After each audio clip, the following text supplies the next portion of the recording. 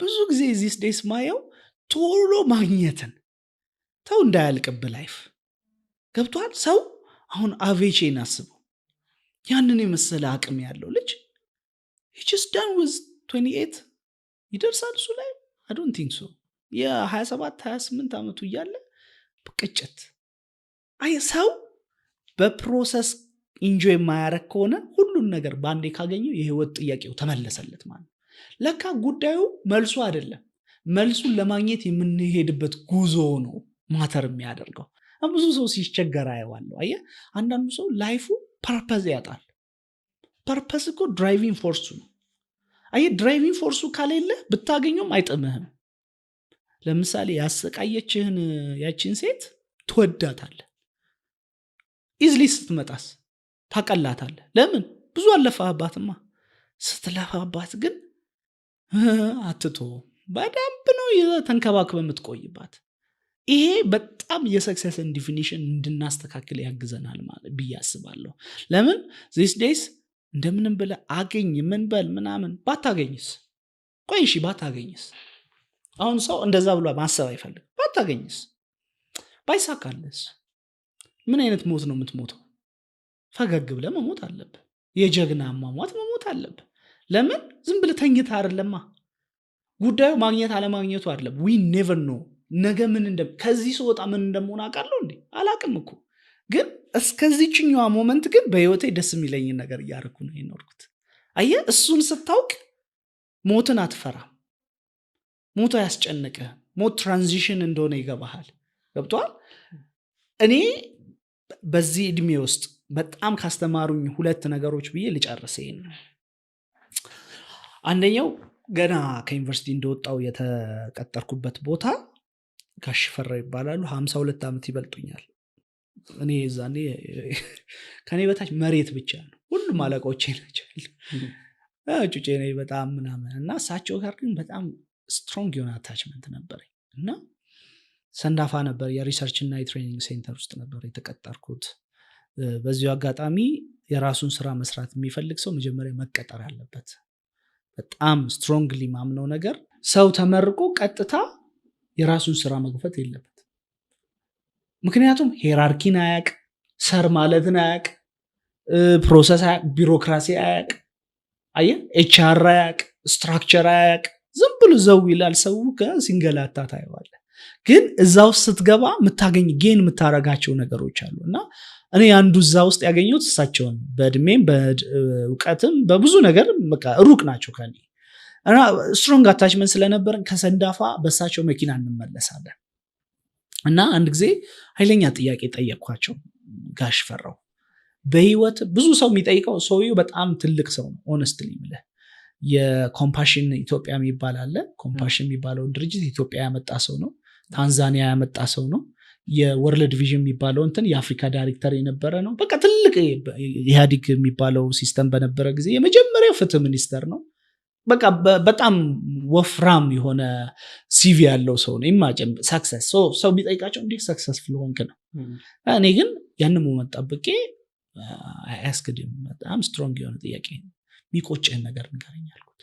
ለምን ሰውየው 43 ዓመት ነው 50 ምናምን አካባቢ አግብቶ 3 ልጆች አሉት። ሰክሰስፉል ናቸው ልጆቹ። በኑሮ በገንዘብ በምንም በቃ የተባረከ ሰው። ምንድነው የሚቆጭህ ስለው የተወሰነ ሞመንት ጸጥ ብሎ ነበር የነዳው እና እንደውም እኔ ሮንግ ጥያቄ ጠየቅኩት እንዴ። ከዛም ወጣትነቴን አለኝ ልክ ስኪፕ የሚል በተን እንደነካው ስኪፕ ያረኩት ይመስለኛል። ሪሊ በ28 ዓመት እኮ ነው ያገባው። ትንሽ ፓራዶክሱ ሊገባኝ አልቻለም። ከዛ አሁንም ትንሽ ጥቂት የዝምታ ጊዜ ያሳለፉና መልሰው ቀጠሉ። ስለሺ በህይወትህ ወጣቱና ወጣትነት የሚሰጥህን ሁሉንም ነገር ሁነው እንዳታጣው ኢንጆይ አድርገው። ነገር ግን እኚህ 3 አሁን ምልህ ነገሮች የኔን አይን ያበራ ነገር ነው። አንደኛ አንተ ነገ እንዳትጸጸትበት። ሁለተኛ ፈጣሪህን እንዳታሳዝን፣ ሶስተኛ ሌላውን ግን እንዳትጎዳበት። በቃ እነኚህ ሶስት። ይሄ ማለት በረጅም ገመድ አስሮ መልቀቅ እንደማለት ነው። ወጣትነትን ምን በለው ኢንጆይ አድርገው፣ በቃ ኑረው፣ ፈታ በልበት። ግን ነገ እንዳትጸጸት፣ ፈጣሪህን እንዳታሳዝን፣ ሌላውን እንዳትጎዳ። ታሴት ሰክሰስ ማለት ይሄ ነው። በቃ ነገ ማትጸጸትበትን ነገር ካደረክ በፕሮሰስ ውስጥ በምታደርገው ነገር ሁሉ ለሱ ክብር እንጂ ለራስ ምንም አይነት ሌጋሲ ካልወሰድክ፣ ከጎን ያለውን ሰው ሆን ብለህ ካልጎዳ፣ ከዚህ ውጭ ምን ሰክሰስ አለ? ይሄ የመጀመሪያውና መሰረታዊው ነገር ነው። ሁለተኛው እና የመጨረሻው፣ ሁልጊዜ እንግዲህ በህይወት ዘመኔ ሳውቅ እናቴ ጠዋት ተነስታ ትጸልያለች እና 11 ሰዓት የመነሳት ልምድ አለኝ እኔ። ግን ይሄ በዘመንኛው 11 ሰዓት 5 AM ሰው ምናምን ሳይሆን በቃ እሷ ስትጸልይ የእሷ ድምፅ ይረብሸናል፣ እንነሳለን። ያ ነው ከእሷ የተማርኩት። ከፈጣሪዋ ጋር ያላት ግንኙነት የወዳጅ ግንኙነት ነው። አንድ ጊዜ በዚህ በምሰራው ሴፍ ላይት በጣም በቃ ተስፋ ቆረጥኩኝ፣ አስቸገረኝ፣ ሁሉ ነገር አይመችም፣ በጣም ፈርስትሬት አደረኩኝ። ከዛ ተነሳሁና ቀጥ ብዬ ደብረ ዘይት ሄድኩኝ እና እመጣለሁ አልኳት። ምናምን ደነገጠች፣ ምክንያቱም ቶሎ ቶሎ አልሄድም። 12 ሰዓት ተኩል ምናምን 1 ሰዓት አካባቢ ደረስኩኝ። ከዛም ቡና ፈላችልኝ። ከዛም እናቴ ማለት ነው ቡና ቀረበችልኝ። አልጠጣሁትም። እሱ እራት ብላ አልበላም፣ በቃ ፊት ያስታውቃል። እሷም ተጨንቃለች። እንደኔና እንዳንተ እኔ ሶፋው ላይ ቁጭ ብያለሁ፣ እሷ እንደዚህ ሶፋው ጥግ ላይ ኮርነሩ ላይ ቁጭ ብላለች። እንግዲህ ይሄ ሲሆን 2 ሰዓት ተኩል ምናምን ኦልሞስት 5 ሰዓት እስኪሆን ድረስ እጮህባታለሁ፣ እቆጣለሁ፣ እናደዳለሁ፣ እናገራታለሁ። ሲንግል ወርድ አልተናገረች፣ ጸጥ ብላ ያዳመጠች። ልክ ስጨርስ በቃ ይሄ ቤት ለኔና ለአንተ በቂ ነው፣ ተወውና ና አብረን እንኖራለን ብላኝ ተነስታ ወክ አደረገችና ወደ ቤቷ ገባች። ከዛ መልሼ ደግሞ ወይኔ ተናገርኳት ብዬ በቃ ፍርስትሬሽን እዛው ሶፋ ላይ ተኝቼ እንደተለመደው ሰዓቱ መጣ። ከዛ ተነስታ the way she was praying, my God ተው እያልኩ ለሰው እኮ የምታወራ የሚመስለው ተንበርክካ እኮ አደራ ልጄ እንትን እንዳይሆን እያልኩ እንዲህ እስኪከፋ ዝም ትላለህ? ተጨንቃ እኮ ነው። እና በጣም ነበር ማለቅሰው፣ በጣም ነበር ያስቀናኝ። አይ እንደ ጓደኛዋ አደራ ብዬ ሰጥቼ እኔ እኮ አቅም ቢኖረኝ እኮ አልተውም ነበር፣ እንዲህ እስኪሆን ድረስ አልተውም ነበር። አንተ የት ሄደህ? ፈጣሪዋን እኮ ነው እመነኝ። ከዛ በኋላ ከፈጣሪ ጋር ያለኝን ግንኙነት ኮምፕሊትሊ 360 እንድዞር ነው ያደረገኝ። ሰክሰስ is all about intimacy with God። ለኔ ከፈጣሪ ጋር ያለኝን ኮንቨርሴሽን እንድቀይር አየህ። we're so demanding። ፈጣሪ ጋር ስንቀርብ ተንበርክከ እንትን ስጠኝ አጠያየቃችን ራሱ የሩቅ ሰው ንግግር። አንድ ልጅ አባቱን እንዴት ነው የሚጠይቀው? ስንጠይቅ ከዛ ደግሞ ጠይቀን ብድግ ኢቭን ትንሽ ዝምታ እንኳን ሞመንት የለንም። እሱ እንኳን እንዲናገር እስቲ ደግሞ አንተ ምን ትላለህ እንኳን አንለም። እኔ ሰክሰስፉል መሆንን ካሰብኩኝ ከፈጣሪ ጋር ያለኝን ግንኙነት ነው ማስተካከል ፈልገው። I'm succeeding ያልኩ ከፈጣሪ ጋር ያለኝን ኢንቲሜሲ ማስተካከል፣ ቅርቤ፣ የልቤ። አየህ ንጉሥ ዳዊትን እንደ ልቤ ብሎ የጠራው እኮ ሌላ ለምንም አይደለም። ንጉስ ዳዊት የሰው ሚስት ወስዷል፣ ሰው አስገድሏል፣ ከባድ ነገር ፋውል ሰርቷል። ግን ፈጣሪ እንዴት እንደ ልብ ያለው ስትል ምንም ይስራ እየሮጠ ሄዶ እግሩን ጥምጥም ያዝ ክበረኝ እንጂ የትም አልሄድም፣ አንተን ከማጣ ሁሉ ነገር ይቅርብኝ። አቤት እንደዚህ አይነት የተሸነፈ ልብ ፈጣሪ ይወዳል። ለፈጣሪ የተሸነፍክ ጊዜ ለሰው ትሸነፋለህ። እውነቴን ነው የምልህ። አሁን ብዙዎቻችን እንደዚህ ምርቅዝ ያለው ልባችን በቀልተኛ የሆነው ማንነታችን ከፈጣሪያችን ጋር ወዳጅ ስላልሆነ ከሱ ወዳጅ የሆነ የእሱን ማንነት ሲያየው ምን ያህል መርሲፉል እንደሆነ ፎርጊቨር እንደሆነ ስንመለከት እኛ ያስችልን ነው። አቤት እሱ እንደዚህ ፎርጊቭ እያደረገ እኔ ትላለህ። ሰክሰስ ለእኔ ይሄ ይመስለኝ። እናቴንና ያ ሞመንት በጣም ለሰክሰስ ያለኝን አንደርስታንዲንግ እንድቀይር አድርጎኛል። ሰክሰስ ከዚህ አንጻር ነው ማየው። ኤኒዌይ ሰክሰስ የምትባሏ የመጨረሻዋ ቲፖ ትመስለኛለች። አገኘው ምትላት ግን በየትኛውም አይነት ሚስት ልታገኘው ትችላለህ። ስለዚህ ለእኔ የሰክሰስ ፕሮሰሱ ነው ኢንጆይ ማደርገው። እያንዳንዷ ሞመንት ለእኔ ትምህርት ስለሆነች ነገ ስደርስባት ለአንድ ሰው ማካፍላት ህይወት ስለሆነች እያንዳንዷ የሰክሰስ ጆርኒ አፑም ዳውኑ ፌለሩ አቺቭመንቱ ሁሉም ነገር ፕሮሰስ ውስጥ እንዲኖሩ ፈልጋለሁ። ድንገት ያገኘኸው ነገር ዞር ብለህ ስቶሪ ነው። ብዙ ሰዎች ባይ ዘ ዌይ ስቶሪ ፍለጋ የሚሰቃዩት that's why they are trying to make it up a new story አይደል? ፌክ የሆነ ለምን ሰው ለካ ከገንዘብ ይልቅ ስቶሪው ነው ኮሙኒኬት የሚያደርገ። አሁን ስናወራ ስነግርህ የኔን ስቶሪ ኮሙኒኬት እያደረግን ነው። ስለዚህ በሰክሰስ ጆርኒ ውስጥ ፕሮሰሱ ትልቅ ቦታ ነው ብዬ አስባለሁ። ከዋናው ቲፖ ይልቅ እቺ ጆርኒዋ ነች ለእኔ ሰክሰስ የምትባለው። እዚህ ፕሮሰስ ውስጥ ኢማጂን እኔ አሁን 32 ዓመቴ ነው። በዚህ 12 ዓመታት እንግዲህ ከዩኒቨርሲቲ ከወጣሁባቸው ጊዜያት ጀምሮ ያላየሁት ነገር ጠይቀኝ። ውጣ ውረዱን፣ ማጣቱን፣ መጎሳቆሉን፣ ማሸነፉን፣ ማግኘቱን፣ የክብር ቦታ መቀመጡት ደግሞ the lowest የሚባል point of my life የወረድኩበት ኢማጂን። ይሄ ሁሉ ምን አይነት እድለኛ ሰው ነኝ። በጣም እድሜ እኮ ገና ነው። ብዙ እኮ ገና ያላየኋቸው ላይፎች አሉ። ግን ፕሮሰሱ ለካ ይሄንን ሁሉ ፕሪቪሌጅ አደረገ። አንድ ከአሜሪካን ዎል ስትሪት ላይ ሂሳባቸውን ስቶክ ላይ ኮንሰልት የሚያደርግ አንድ ሰው መጥቶ 11 ባለ ሀብቶች እዚህ ኢትዮጵያ ውስጥ አሉ የሚባሉ ስማቸውን አልጠቅስልም የሚባሉ አዋተው አፎርድ ስላላረጉት አዋተው ኢትዮጵያዊ ነው ልጁ ግን ዋል ስትሪት እዛ ኒውዮርክ ውስጥ ትልቅ ኢኮኖሚን ኮንሰልት የሚያደርግ ልጅ ነው።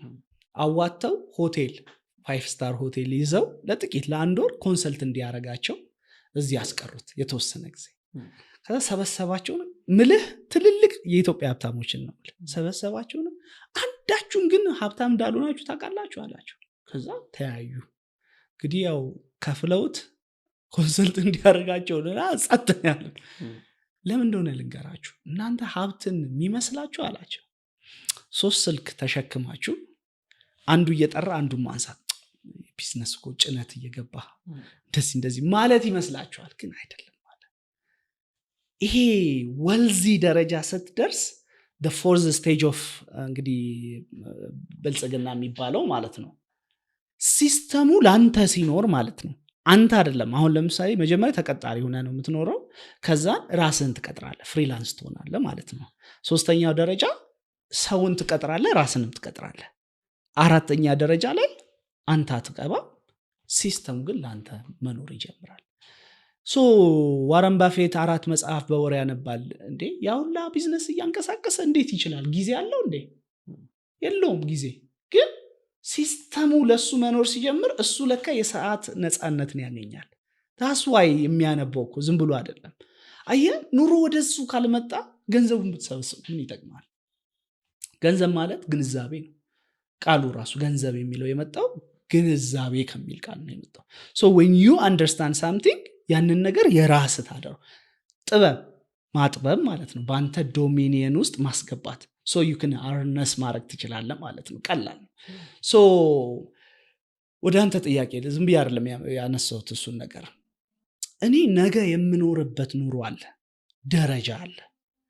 ነገ የምኖረውን ኑሮ ቆይ ነገ ስደርስ አልልም፣ ዛሬ ላይ ነው የምኖረው።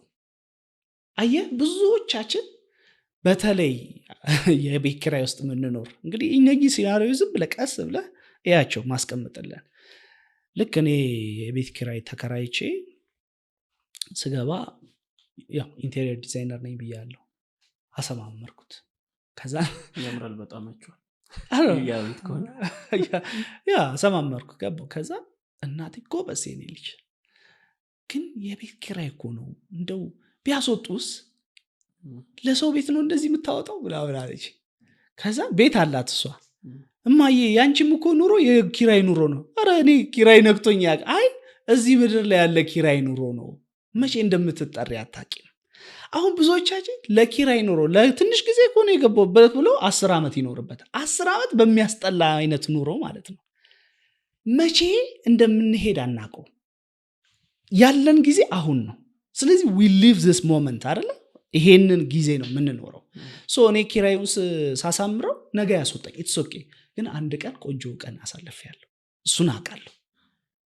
ሞራል ካለው 1 ዓመት ያቆየኛል፣ ደግሞ ጥሩ ጊዜ እኖራለሁ ማለት ነው። አየህ ሰዎች እኔ እንደዚህ በእግር እየሄድኩኝ እንትና ግን በእንደዚህ መኪና ይሄዳል ብሎ ይናደዳል። መቼ እግርህን ኢንጆይ ያረክ? አየህ ሰው እግሩን ኢንጆይ ካላረገ ባለ 6 ጎማ ቢሰጠው ኢንጆይ ያረገም። እመነኝ ይሄንን። እኔ አንዳንድ ጊዜ ወክ ሳረግ ሳልስ በደንብ ወክ አርግ። እቺን ዎኪንግ ታይም ማታገኝባት ዘመን ይመጣል። እስቲ አሁን ዶክተር አብይ በካሳንቺስ በባህር ዳር በኩል ማለፍ አምሮኛል ዛሬ ብሎ እስቲ ብቻውን ይሄድ። ይክን ኢማጂን። አየህ ጊዜ ያለካለ ማትኖርበት እነዛን ሞመንቶች። ለኔ አንድ ክፍል ቤት ካለኝ እሷን በደንብ ካጣጣምኩኝ ያቺው አንድ ክፍል ነች በ7 ተባስታ ቪላ የምትባለው። አንድ ክፍሉን ያለያዘ ሰው እውነት እስቲ ቪላ ቢሰጠው ይይዛል? አየህ ሰው አልጋውን ካላነጠፈ እመነኝ ሞዝቦልድ ብትል ምን ብትለው ቢሰጠው አያነጥፍ፣ ያችን ትንሿን አልጋ ካላነጠፈ። ስለዚህ ነገ ምኖረውን ኑሮ ዛሬ ላይ ባለኝ አቅም እስከ ጥግ እኖራለሁ። ለምሳሌ ሆነስትሊ እንግዲህ አሲስታንቴ መጠየቅ ትችላለህ። ኦቨርዌልም የሚያደርግ ስኬጁሎች አሉኝ በዚህ ዕድሜ። ከዛ የተነሳ በጣም ረሳለሁ።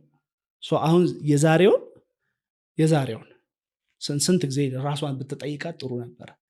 4-5 ጊዜ በላይ በቴክስት በኢሜል እየመጣች 10 1 ሰዓት ቀርቷል እያለችኝ ነው፣ እያስታወሰችኝ ነበር።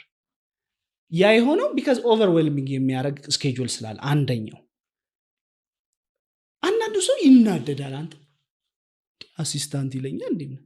እኔ አንተን ገንዘብ አልጠየቅኩኝ። እኔ ከመረጥኩኝና ከኖርኩኝ ምን አገባው ያ ሰው አይኑ የሚቀላው?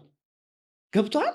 ከዛ እንደዚህ አይነት ሰውን ደግሞ በደንብ አድርጌ ነው በቃ እንትን ምለው እስኪወጣለት ማለት ለምሳ አንዳንዱ የሚናደደው እሱ መኖር አምሮት ስላልቻለው ይፈልጋል እኮ ግን ተይዞ በባህል በምን ተወጣጥሮ እንዴት ይኑሮ? አንተ ደግሞ ያንን ሻክል ሰብረ ወጥተሃል። ያ ሰዓት ይናደዳል። ስኬጁሌን ማኔጅ ታደርጋለች። ኦነስትሊ በጣም ሚቲንጎቼን ሚኒት ይዛለች። ሁኤቨር አይ ነው እሷ ታውቋለች። ትልቅ ፕሪቪሌጅ ነው። ለምን ለእሷ በተለይ አሁን እኔ ማንም ሰው በጣም ወሳኝ የሚባል ኮኔክሽን ካለ I'm going to give it to her። አየህ የኔ ኮኔክሽኖች የእሷ ናቸው፣ የኔ ኔትወርኮች የእሷ ናቸው።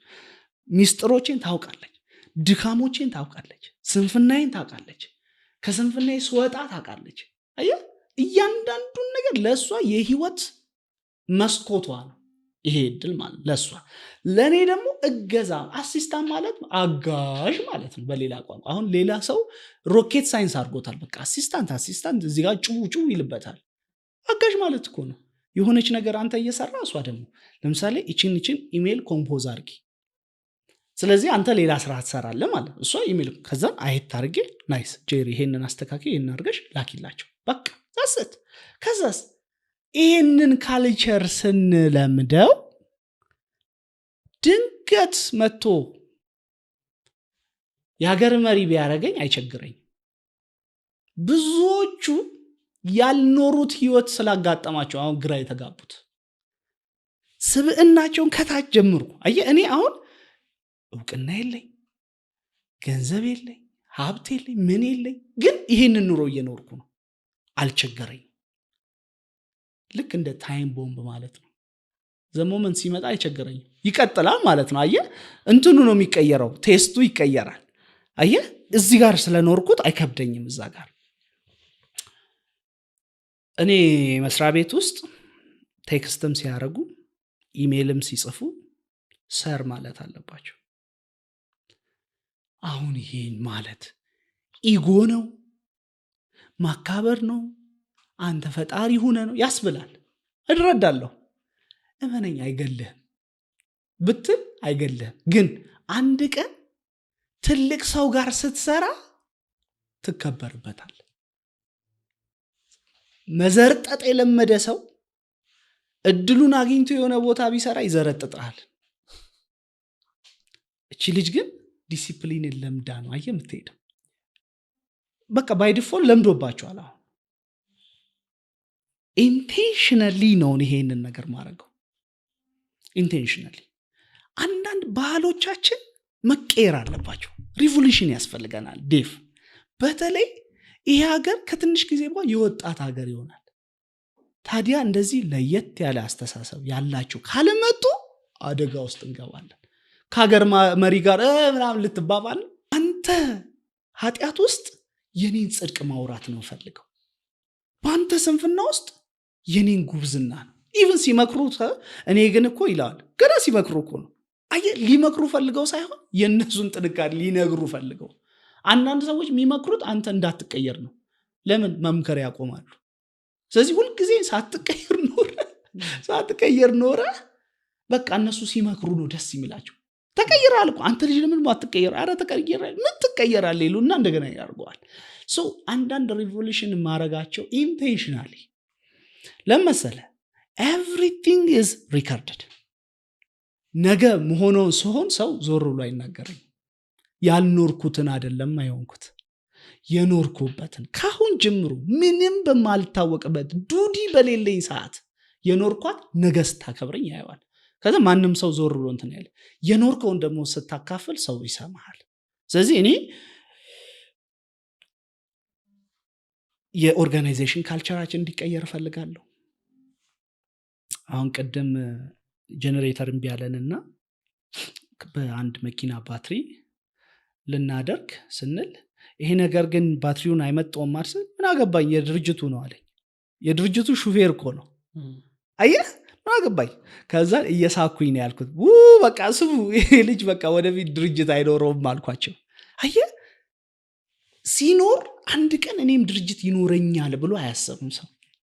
ስለዚህ በተቻለው መጠን የድርጅቱን ንብረት ማጥፋት፣ መጉዳት አለቀው። ኢንተርቪው ሳደርግ በነገር ላይ አንዱም ጠይቀው እንዲያሙ ነው ማረጋቸው። ስለ ቀድሞ ድርጅታቸው እንዲያሙ ካሙ ነግበኔ ነው ይዘረጥጠኝ ያልቀጥሮ ገብቷል።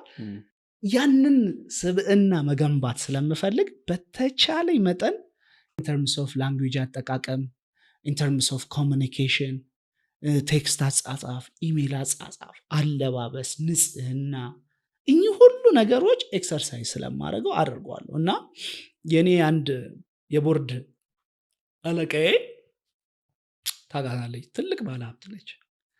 ከዛን በአሲስታንቴ በኩል ሳናግራት ሳልስ እኔ እንኳን እንደዚህ ሀብት ላይ ደርጄ ማላረገውን ነገር ነው የምታረገው፣ በእውነት አመሰግናለሁ አለች። አየህ ሀብታም ስትሆን አይደለም የምታረገው፣ የሆነ ስትሆን አስፓይሬሽን ነው የሚወስነው። አየህ አዩ አስፓየር ቱ ቢ ዛት ፐርሰን ዘን ዱ ኢት ነው።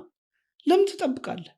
በቃ እኔ ሰውን ማንነት መለከው ሁለት ቦታ ነው። አንደኛው አልጋ ላይ ነው፣ ሁለተኛው ባዝሩም ውስጥ። በቃ ሰው ማንነቱ የሚታወቀው አልጋውን የሚያነጥ ሰው ትልቅ የሊደርሺፕ አቅም አለው። ባዝሩሙ የሚያጸዳ ሰው ትልቅ ቫልዩ አለው። አየህ ሰው ባዝሩም ውስጥ ገብቶ ሲወጣ ቆሻሻ ማለት እኮ ሰው ያ ነው እኮ። ግን we have a choice, either we choose to clean ወይም ደግሞ ያ ማንነታችን እንደሆነ ትተነው እንሄዳለን። እሱ ማለት የውስጥ ማንነት ነው። ግን ያ የቆሸሸው ማንነታችን ክሊን አርገን ፍሬሽን አፕ አርገን ቤቱን ስንወጣ የስ እኔም እንዲህ መሆን እችላለሁ እንላለን ማለት ነው። ስለዚህ እያንዳንዱ ለእኔ ለርኒንግ ከርቭ ነው። እያንዳንዱ ይሄ ነገር እዚህ መምጣታችን ሁሉም ነገር ያስተምረኛል። ሶ ከስኬጁል አንጻር ብቻ ሳይሆን ኢንቴንሽናሊ ሪቮሉሽንም እያመጣው ስለሆነ ነው። ቅርብ ቀን ትልቅ ስብሰባ ነበረን፣ ሪፍሌክትም አድርገናል በሱ ትልቅ ስብሰባ። እዛ ውስጥ ያሉት ወጣት ሊደሮች ናቸው። ከዛ በኋላ ደግሞ ከኛ በእድሜም በእውቀት በምን ሩቅ የሆነ ትልቅ ባለስልጣን ያለበት ቦታ ነበር። እሷ ተነስታ የኔን ውሃ ስትቀዳ ነበር እዛ። አሁን አንዳንዱ ግራ ተጋብቷል ግራ ተጋብቷል። ግን እኔ ኢንቴንሽናሊ ነው እያደረኩ ያለሁት፣ ሆን ብዬ ነው የማደርገው እንደዛ። ሶ that I can teach someone።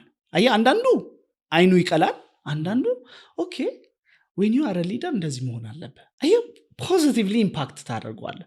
ከዛ ቀረብ ብሎ እንዳንተ ለጠየቀ ደግሞ ትነግረዋል። ኦኬ ለዚህ ነው እንዴ ቴንክ ዩ ሶ ማች ይላል። ያ ፓተርን ይቀጥላል ማለት ነው።